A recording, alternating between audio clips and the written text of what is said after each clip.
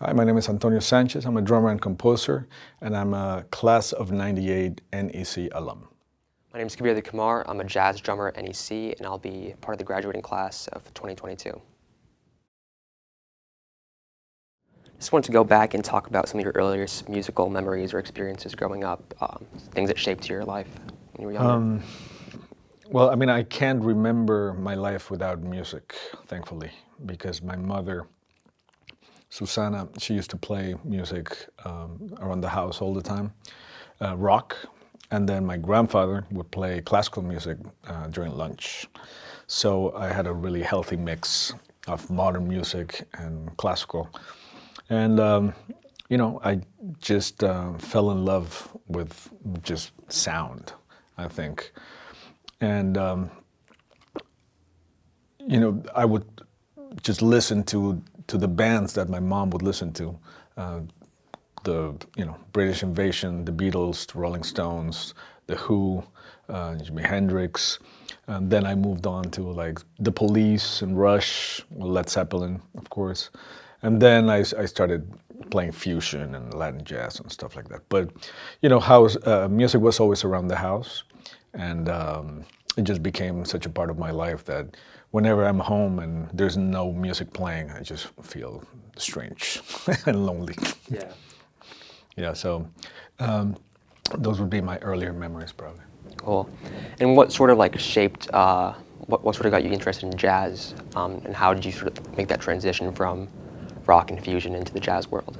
Well, I always wanted to be a rock star, but it proved to be very difficult because of the obvious reasons. You need a very good chemistry in the band, and the looks, and the singer has to be this and that. So a bunch of different failures, and I started coming to the realization that if I was going to be a musician, I would be better off by being incredibly proficient and versatile, so that people would want to hire me. And usually when you want to look deeper into music and into your instrument, in modern music that usually leads to jazz, because of the improvisational part of it. And since I was a kid, I remember just sitting down at the drums and just improvising for hours, without knowing what I was doing, but I would just improvise and then play along to records. But improvisation was a really big part of my, just my everyday life. So when I started really studying jazz, it felt very natural to me, kind of organic, like where I needed to be. And since I discovered how exciting it is to be in the moment and having musical conversations with other like-minded people on a stage in front of people, it's been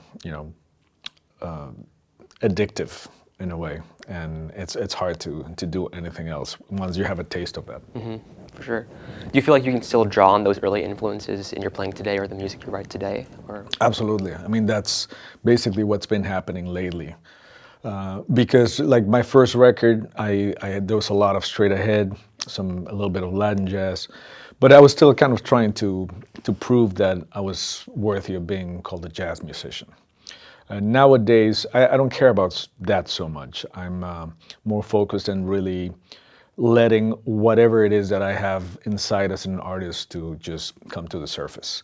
And all my influences are coming to the surface, slowly but surely.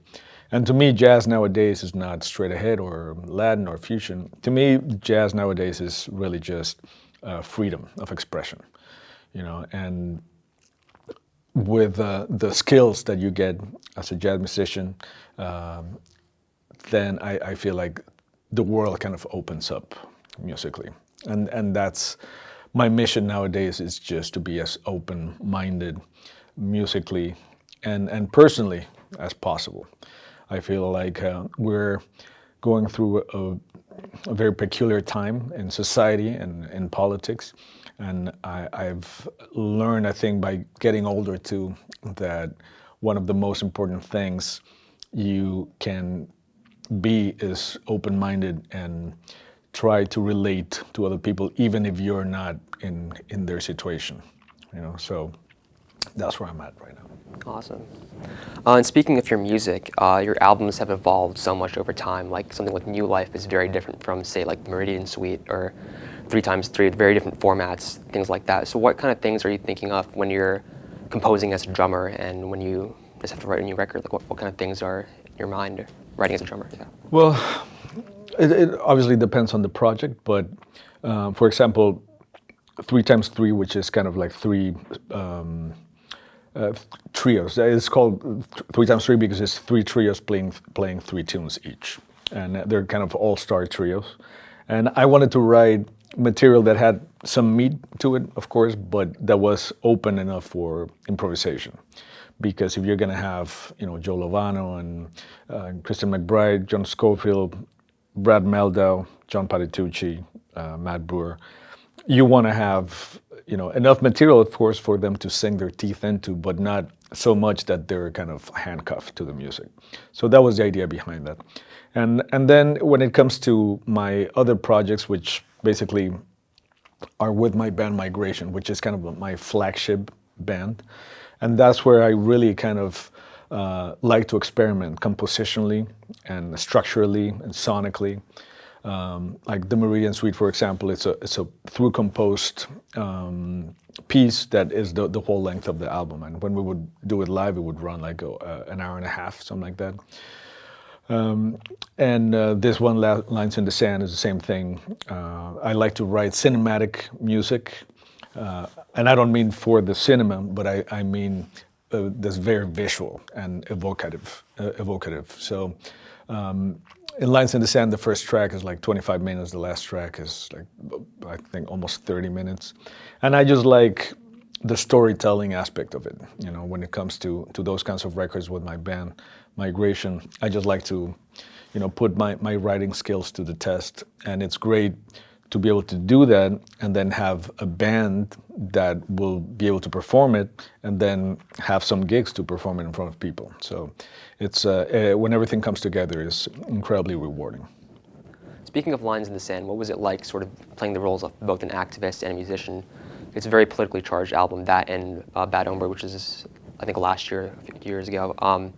So what was that experience like, sort of thinking politically while you wrote music? Well, I mean, I wouldn't call myself an activist. I think that would be a little presumptuous from my part, considering what real activists do. I'm just somebody that has become very socially conscious, I think, because I was born in Mexico City. I became an American citizen 3 years ago. And because of everything that is going on between the States and Mexico, the border, the politicization of immigrants and minorities for the sake of political gains. That is something that immediately started rubbing me the wrong way, and it was hard not to take it personally, because I've been in this country for a long time. I've always been very careful about what I do, how I behave, how I follow the rules, how I follow the law, and then to all of a sudden be in a place where it seems like that is, you're a little bit under attack because of a few but very powerful people are trying to spread, that notion that immigrants are people that are here to hurt more than to help. So obviously that has played a big part in what I do, what I write, and in terms of turmoil, usually great art comes alive, and I feel like this has been a constant source of inspiration since this started, because obviously I feel like if I have a small platform where I can, spread a little bit of my way of thinking, which is nothing except, be kind to one another, no matter where you are. It's not, I don't think it's a political view. I think it's more a common sense, humane view where everybody should be treated with dignity and respect. That's it, And I think that's something that most people can sign off on. I don't want to be, you guys are wrong, we are right. I just like whatever you want to believe is fine, except that if that's hurting somebody directly, I think that's bad. So you've been in the United States for a long time. Where do you live now? In New York City, since 1999. Cool. I live there as well, so I'm actually curious. How do you practice drums? Because it's been so hard for me all these years. Just like I don't have a drum set in my apartment, so I can't really shed there. So what do you do? What's your Well, solution? I mean, for the longest time, that was my problem too, because I moved from here, from Boston, '93. No, sorry, '99. I always had a practice space here. And then I moved over there, and I was in a tiny apartment first. Then later, I bought an apartment, but still, I couldn't practice there. So I made it my mission to try to move and into a house, basically, where I wouldn't bother anybody. And that's been a saving grace for me, because I built a studio in the basement, and now I can do a lot of commercial stuff. I do all the post-production and pre-production for my albums there, overdubs. So it has paid for itself like a bunch of times over.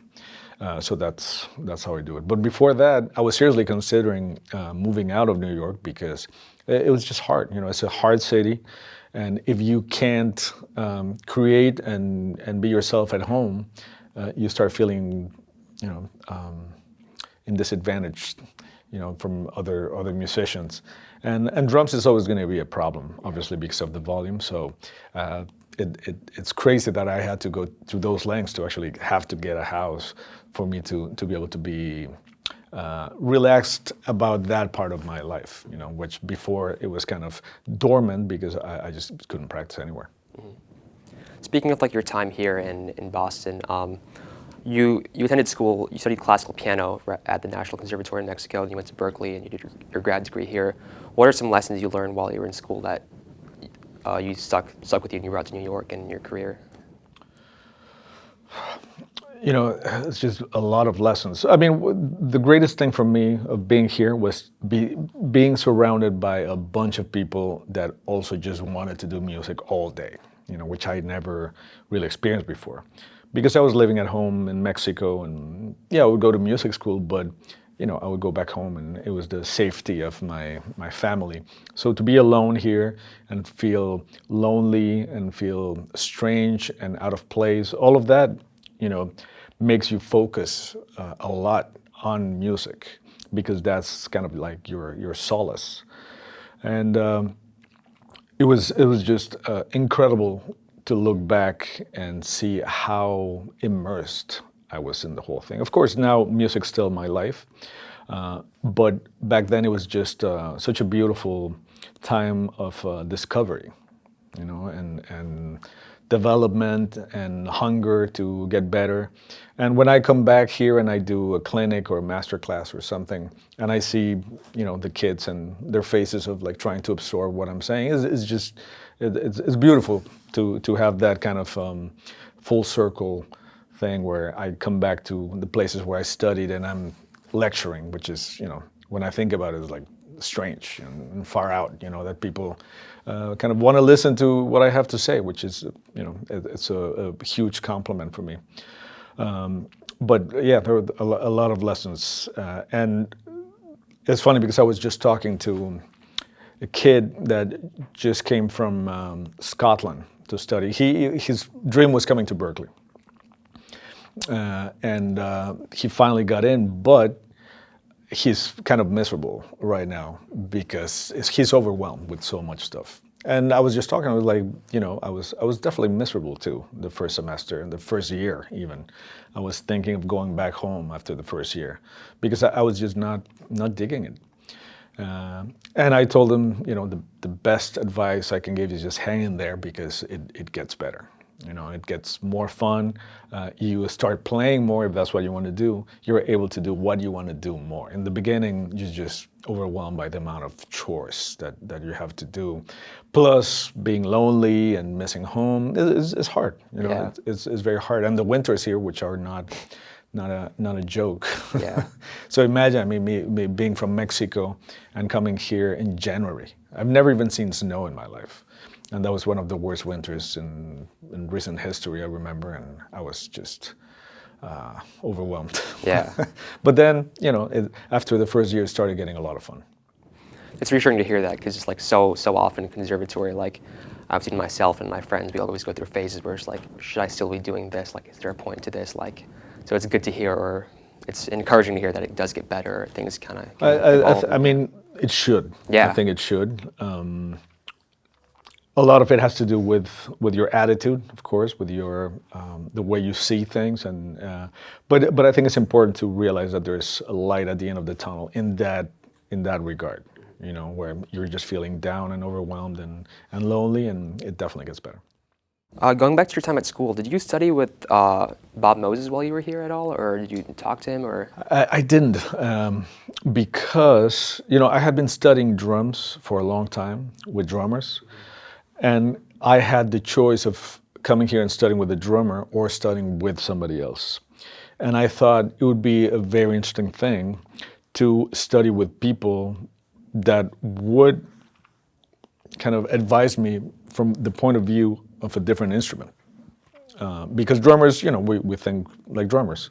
But I wanted to study with George Garzón and then Danilo Perez, because I wanted to see what they had to say about my playing.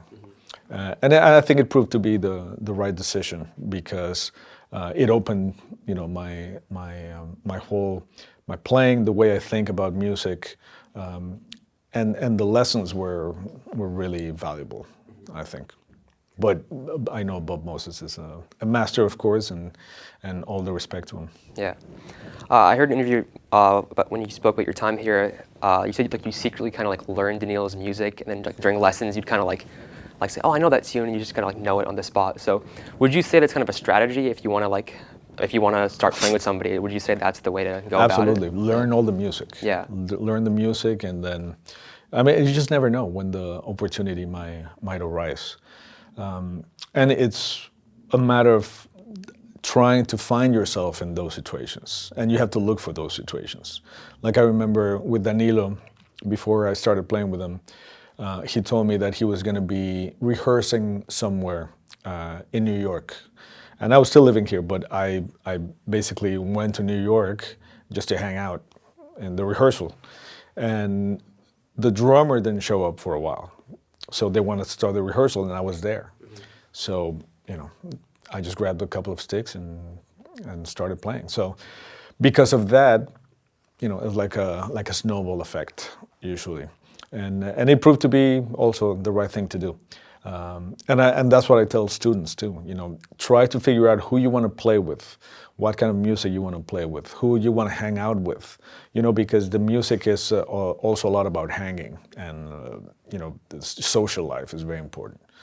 So be smart about it, and try to really hone in on and I don't mean to say that you're going to ambush people all the time, because that can be incredibly annoying as well, and counterproductive. But just you know, walk softly and carry a big stick. You know, be prepared, and you know, if you're needed, you're there, and then your life can change in a moment. I think one of the greatest things about having studied here was the fact that I could study with different people that were not necessarily drummers. And that, I think, in any situation, that can open your horizons in huge ways. And, you know, I'm a piano player, I wouldn't call myself a professional piano player, but that was my instrument in school. And that's the instrument I used to write. So to study with a piano player, like such as Danilo, was incredibly helpful, of course. And with George Garzón, I remember we would just play duo all the time. So it was like a kind of a John Coltrane, Elvin Jones scenario, where he would just go off into the ether, and I was just trying to keep up with them. And we would just play like the most, you know, well-known standards, and it was just incredibly hard to stay in the form and in my plays, just because he would take it out so much. And at some points I was like, are we still playing the tune? And then all of a sudden he would come back, and I was like, oh my God, you know, it was just great education to have to use your instincts and your mental strength to the max, and putting yourself in uncomfortable situations. I think it's the best thing that a musician can do, an artist really. If you feel like you're starting to get too comfy, I think you're doing something wrong. Yeah, and like you're never going to gig with other. Usually, not too often. You're not going to gig with other drummers. You're going to gig with other musicians. So their perspective is the most valuable. And that's what I tell students too. You know, especially if you're a guitar player or a drummer, it's easy to want to impress other peers. But I always tell them, who do you want to impress? Your peers that are not going to call you for gigs, or the people that are like a singer or a piano player or a guitar player, and usually less is more in those situations. And I learned the hard way while I was here, because coming from the fusion rock scene, I had studied a lot of technique, and I wanted to show it. And when I got here, I was confident that I was gonna kick butt, and there were all these drummers from the States or from Europe that played like super simple, especially from Europe, and just with like one cymbal and the snare drum and a bass drum and the hi-hat. That's it. And I would be like, I play so much faster than these guys, so I'm gonna kick butt. And then it turned out that they would be called all the time, and I was not, and I didn't understand why, until, of course, I started really focusing on music, and I realized it's very different to be a drummer than a musician, and hence all the jokes about drummers and singers and so on and so forth. Mm-hmm.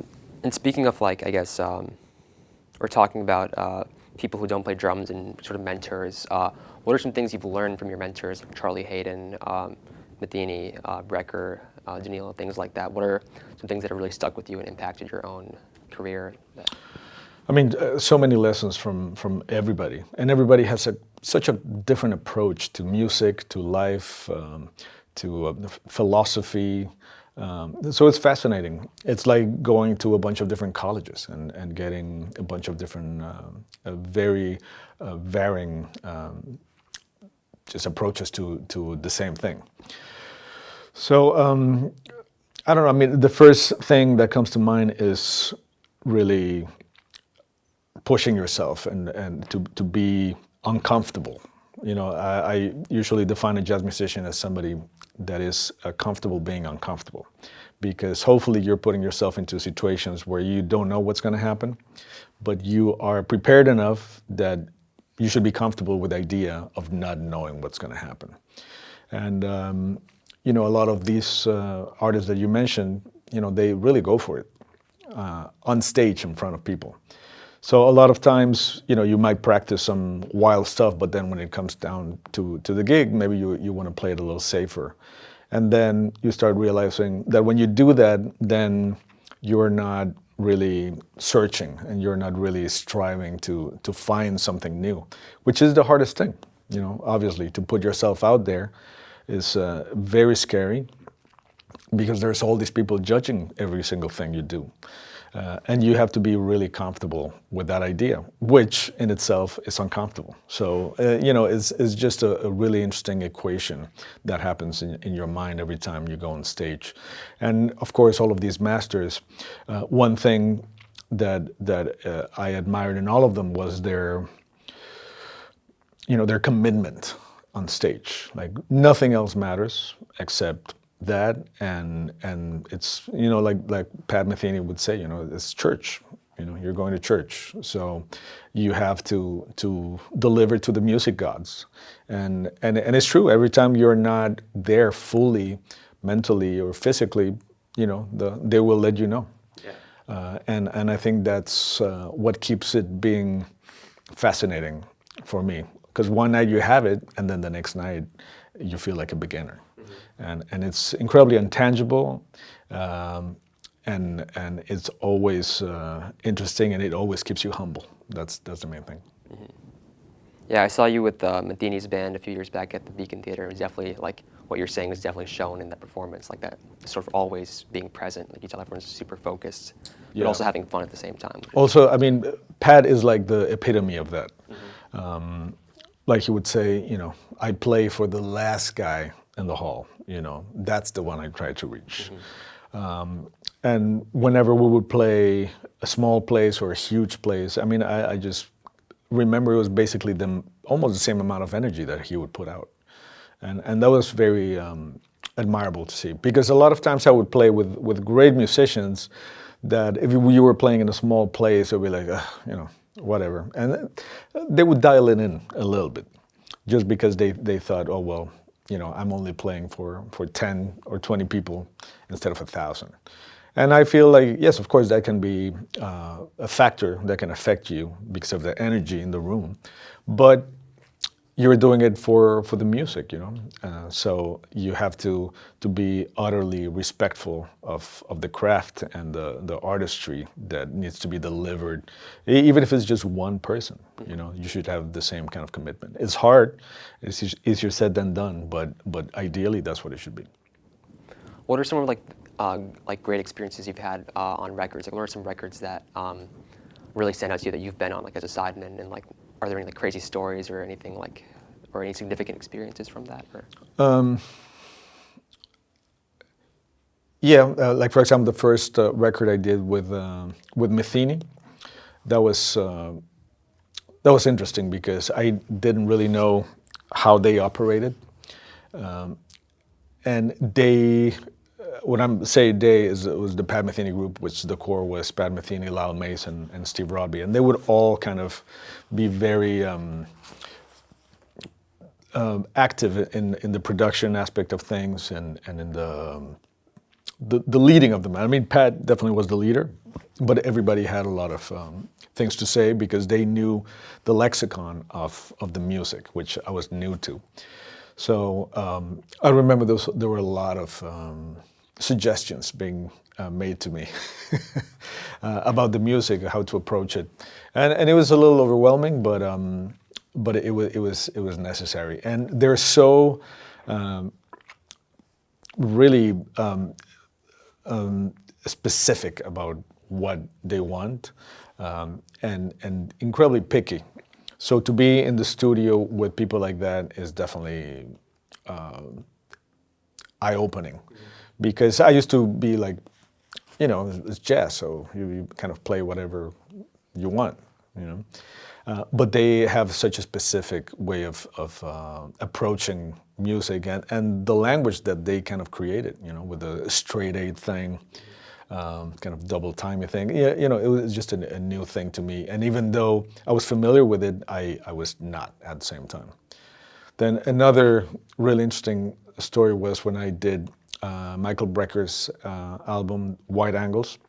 It was really hard music, arranged by Gil Goldstein, and it was called the Quindectet because it was 15 people with kind of weird orchestration, not super traditional.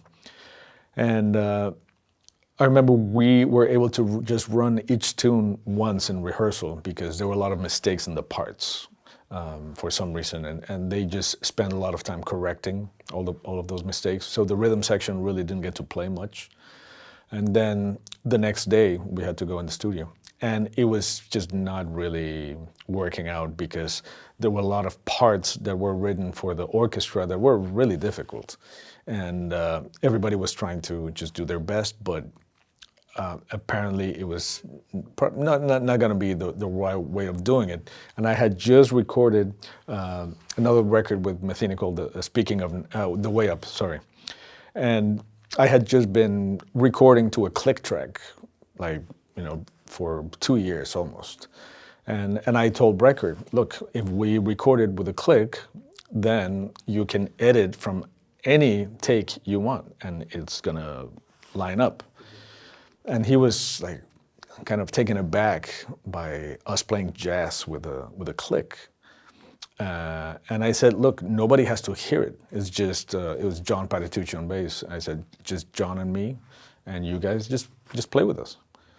And he just didn't know exactly what was going to happen. But, he took the advice, thankfully. And that's how we did the whole record. And then I kind of lost track of what had happened, and then I ran into him a couple of months later, and he basically told me, you saved the record because that's the only way we were able to finish it, just kind of piecing the orchestra together. So yeah, sometimes you have to do those kinds of things. So what was it like working with Ken Shaphorst and sort of arranging the lines of the same material for a much larger ensemble and big band? Yeah, so when I was called to be a part of the 50th anniversary of jazz at NEC, it was a huge honor to be invited, of course, after so many years. Before I used to just come and play whatever they wanted me to play, but lately, because I write so much music, and it's, like I said before, it's kind of cinematic music with a lot of sections and just kind of trying to keep it interesting compositionally. I usually suggest if they can arrange some of my music. So Ken agreed, and I sent them what I thought could work with the orchestra. And it was a trip. We rehearsed yesterday for the first time, and it's just so cool to hear my music orchestrated in a different way, and then with different sections added that have all the DNA of what I wrote, but I didn't write it. So it's always interesting to kind of rediscover your own music that way. And I've been playing that music a lot lately with my band, but to play with an orchestra is a completely different thing. So I was kind of trying to do what I usually do, and then quickly realized that I needed to really adapt to what was going on, which is always a beautiful challenge to have. And my hat's off to Ken, because he did it so fast and so beautifully. So I'm really looking forward to the concert tomorrow. Awesome. Are there any records that, like any formative records, stuff that changed your playing that you still listen to today that's like, wow, like that's still relevant to me now? Yeah, I mean, definitely the one I always mention is my Funny Valentine 4 and More, live at Town Hall, Miles Davis, where Tony Williams was like 17. And that record did the same thing to me as the first time I heard like Led Zeppelin, or I heard the Police, or I heard Rush, or the Beatles. It was just one of those moments where you're like, I want to do that. I want to learn how to do that. I don't know what they're doing, but I have to do it, And the difference between, everything that I had been listening to up to that moment was that even though I listened to jazz, there was nothing that seemed to breathe as a living organism as that band and that record, where everybody would really influence everybody else's playing in real time, and it was like this entity that was kind of breathing together, and I didn't understand how they were doing it. I didn't understand what they were doing, but it just seemed so powerful, to me, to be on a stage with, I don't know, 4, 5, 6, 7 people, it doesn't matter, and be completely influential in everybody else as they are on you. And once you experience that, it's hard to go back to just kind of laying it down as a rhythm section player. Who are some of your favorite drummers, like kind of ones like older ones that you grew up in, people who are like your peers and maybe younger than you? Man, I think it's a great time for drummers right now. Obviously, when you talk about drummers that influenced me early on, the usual suspects always come to mind, like Tony Williams. Roy Haynes was always a big influence, still is. Max Roach, Art Blakey, Elvin Jones, of course. Jack DeJohnette also, because his approach is just so different from anything else that I have heard. Philly Joe Jones, Papa Joe Jones. I mean, I had to study everybody, and I wanted to study everybody. And then, I started getting into, Peter Erskine and Steve Gadd, of course, Vedi Colaiuta, Dave Weckl, Dennis Chambers, were all, a little bit more fusiony, but still incredible musicians, all of them, and highly influential in my playing. And nowadays, I think what is so cool about the drumming community is that a lot of people are writing music. There were great band leaders before, such as Elvin Jones or Roy Haynes, but they didn't really write music. You know, they always had musical directors that helped them out, even Art Blakey.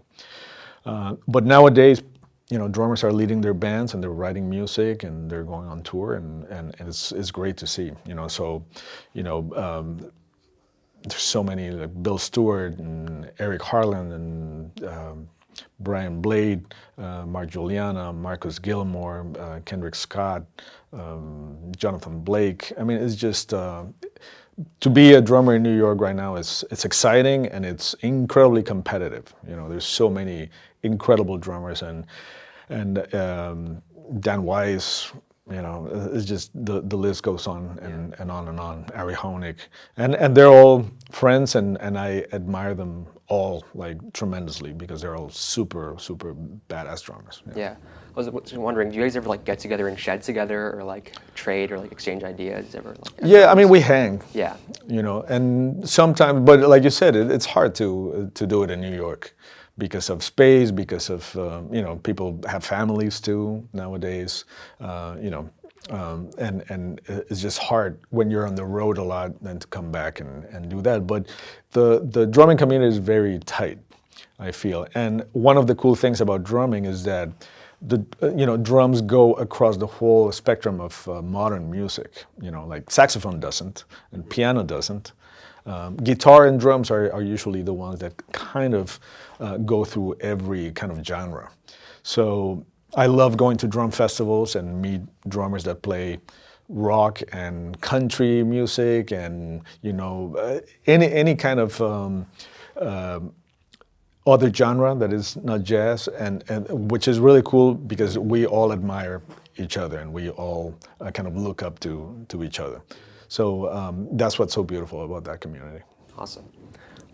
What's next for Antonio Sanchez? What's the next big project, or what's the next thing on your mind? So I'm working on I think it's going to be a very unique project. I don't know if anybody has done this before, but I'm basically asking some of my favorite singers to provide me with material. Like, it could be a cappella or with the most minimalistic kind of accompaniment. And then I grab the tune and I do my thing on top of it. Bad Hombre style, which Bad Hombre is a record that I did a few years ago where I did everything. You know, I played all the instruments, I did all the production, pre-production, post-production, I mixed it, basically. So it's kind of collaborative, but it's not, because they have no say in what I'm gonna do.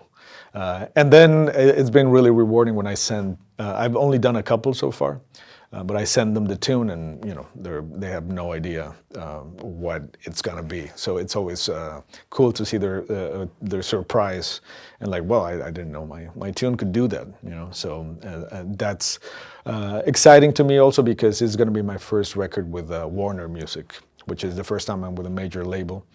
And I switched managers, so there's a whole other infrastructure in place that hopefully will do good in the market, I'm hoping. Awesome, excited to hear it. Thanks, man.